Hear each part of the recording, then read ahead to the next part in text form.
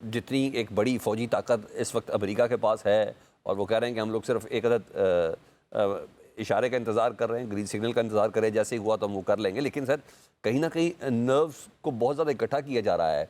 यानी वो कहते हैं ना, वो शहरख पे हाथ रख के बाकायदा तौर पर ये सीज़ फायर मुआहदा टेबल पे बिठाना, कहीं ना कहीं ये भी तो एक इम्पैक्ट आ रहा है ना। 22 अप्रैल की डेट है, पाकिस्तानी वक्त के सुबह को तकरीबन 4:50 पर ये सीज़ फायर ख़त्म हो जाएगा। ट्रंप कहते हैं जंग बंदी पे तोसी नहीं चाहते, अगले चंद घंटों में हम बहुत कुछ कर सकते हैं। आप क्या फोर्सी कर रहे हैं इन हालात में? कभी मुज़ाकरात होते हैं? और ईरान जैसे मुल्क के लिए जिसने तो 40 दिन साबित किया कि वो खड़ा रह सकता है। देखिए जी, मुज़ाकरात तो कभी भी इस तरह के कोएशन के हालात में नहीं होते, इस तरह की धमकियों में नहीं होते। मुज़ाकरात के लिए एक माहौल आपको बनाना पड़ता है, पैदा करना पड़ता है। वही हम कोशिश कर रहे हैं। फर्स्ट राउंड में हमने कोशिश की, वो माहौल मिल गया। सेकंड राउंड में भी अभी तक तो चीज़ें ठीक थी। कल से कुछ मामला थोड़े गड़बड़ होने शुरू किए हुए हैं, लेकिन मैं फिर भी कुछ नहीं होता, क्योंकि इस तरह के पेचीदा जो तनाज़ात होते हैं, उसमें इस तरह की बातें होती हैं। बहुत सारी चीज़ें, वॉर ऑफ वर्ड्स है, वॉर ऑफ नर्व्स है। ये आजकल के दौर में जबकि सोशल मीडिया का दौर है, अभी वो वाली पुरानी टेक्नोलॉजी तो नहीं है ना, इसमें इस तरह की चीज़ें होती रहती हैं। प्रेशराइज़ करने के लिए कोई भी साइड इस इंटेंट के साथ या इस ओवरऑल इंप्रेशन के साथ मुज़ाकरात में नहीं जाना चाहती कि जिससे उसकी पब्लिक ये कहेगी जी इतने इस तरह की धमकियों में या इस तरह की ओवरऑल माहौल में आप जा रहे हैं, तो आप कॉम्प्रोमाइज़ेज़ करने जा रहे हैं। वो आपको ये भी कह रहे हैं, वो ये भी कह रहे हैं। तो ये ना हो कि आप इसलिए मुज़ाकरात में जा रहे हैं कि आपको डराया जा रहा है। अमेरिकन प्रेसिडेंट ये करते रहते हैं, नहीं करना चाहिए, उनको भी ये सोचना चाहिए, लेकिन उनकी शख्सियत ऐसी है, बुनियादी तौर पर वो चूँकि एक पॉपुलिस्ट हैं, माहौल इससे खराब होता है। जहाँ तक ईरान का ताल्लुक है, वहाँ पर भी इश्यूज़ हैं हार्डलाइनर्स के और रिफॉर्मिस्ट के, उनको भी कुछ चीज़ों के ऊपर बात को सोचना चाहिए डेफ़िनिटली। उन्होंने बहुत रेज़िलियंस शो ब्रिगेडी किया साहब, है, एक उन्होंने तो एक 40 और डेज़ पॉइंट भी तक है ना, इस एक मिलिट्री माइट। जी जी, एक और पॉइंट भी है चाहे इसके कि इस वक्त व्हाइट हाउस में एक अहम मीटिंग है। ट्रंप की गुफ्तगू में बहुत वेरिएशन होती है। कुछ लोग उनको कहते हैं कि शायद उनके उनके अंदर तबीयत में इतनी अनसर्टनिटी है। लेकिन मेरी अंडरस्टैंडिंग है कि ही इज़ अ बिजनेसमैन। कहीं ना कहीं उसकी किसी ना किसी गुफ्तगू का अमेरिका के ख़जाने में या उनके हल्का बाब में कहीं ना कुछ पैसा जमा ही हो रहा होता होगा।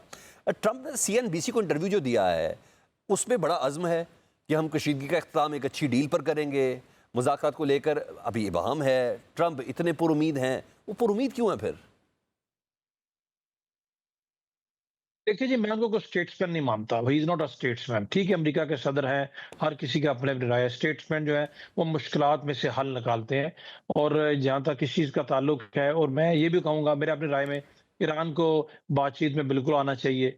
आप अंडर प्रोटेस्ट आ जाएँ, क्योंकि होता ये है कि जब आप बातचीत करते हैं, वहीं पर आपके जो कंसर्न्स हैं एड्रेस करने का मौका मिलता है ना। आपको बातचीत का मतलब ये कतई नहीं है कि आपको कोई मजबूर कर रहा है कि आप ये मुआहिदा करें। अगर आप नहीं मानते, अगर आपकी उसमें राय के मुताबिक ये ठीक नहीं है, आपका नेशनल इंटरेस्ट के मुताबिक नहीं है, आपके अवामी मांगों के मुताबिक नहीं है, तो आप ना माने, आप अनदर ठीक है। राउंड में चले जाए। अब ये कहें जी कि हम इस दबाव को नहीं मानते, हम इस चीज को नहीं मानते, हम इस धमकी को नहीं मानते, हमारे लिए ये शर्त काबिल कबूल नहीं है। देखिए, बातचीत बहरहाल करनी चाहिए।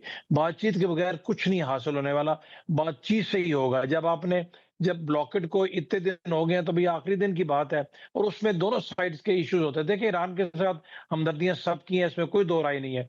लेकिन क्या ईरानियन इस रेज़िलियंस के ऊपर अफ़ोर्ड कर सकते हैं अनदर वॉर? ईरान के अंदर पब्लिक की राय अगर एक तरफ ये है कि वो अपनी गवर्नमेंट को बैकअप कर रहे हैं कि जी हम तैयार हैं, बंदूकें लेके ख़वातीन बाहर निकली हैं, तो मैं एवीएम साहब की बात से इत्तेफ़ाक करूँगा। जब जंगबंदी हुई है, तो हज़ारों लाखों लोग तो सड़कों पे उन्होंने खुशी का इज़हार भी किया था। इसका मतलब ये कतई नहीं है कि वो अपनी गवर्नमेंट से ये कह रहे हैं कि आप सरेंडर कर दें। ईरान ने मॉरली ये जंग जीती है, दुनिया उनके साथ है, अमन को चांस देना चाहिए। जैसे बहुत सारी ठीक है। चीज़ें हद तक एड्रेस हो गई हैं। ठीक है। अमेरिकन प्रेज़िडेंट की बातों में धमकियाँ भी हैं, साथ ये भी है कि बहुत बड़ी डील ऑफ द वर्ल्ड होने जा रही है। तो इन चीज़ों के साथ आप मुज़ाकरात में आएँ, एट लीस्ट ये इंडिकेशन दें कि आप आ रहे हैं। मतलब फिलहाल तो आई पर्सनली फ़ील, मैं भी पूरा उम्मीद हूँ कि ये सीज़ फायर एक्सटेंड होगी। जब तक सीज़ फायर एक्सटेंड नहीं होती, क्योंकि अभी दोनों पक्ष तो ठीक है। पहुँच नहीं सकते। सीज़ फायर तो सुबह ठीक है। 5 बजे तक है। सीज़ फायर एक्सटेंड हो, और इसमें कोई शक ताकि भी इससे नहीं है, इंडिकेशन जाए इसमें कि कोई जी शक नहीं है पीस कि को सदर चांस ट्रंप मिल की रहा जो है। धमकियां हैं ये महज खाली नहीं है। जंगबंदी से पहले की निस्बत बहुत ज़्यादा ताकतवर हैं, वो ये कह रहे हैं। और डिफेंस सिक्योरिटी एशिया जो है, उसके मुताबिक उसकी रिपोर्ट में ये इंकशाफ हुआ है कि अमेरिका ने ईरान के साथ जारी इस आर्जी जंगबंदी के दौरान खामोशी से अपने जदीद थाट, पेट्रियाट, मिज़ाइल, दिफाई निज़ाम उर्दन में, नई जगहों पर मुंतकिल भी किया है।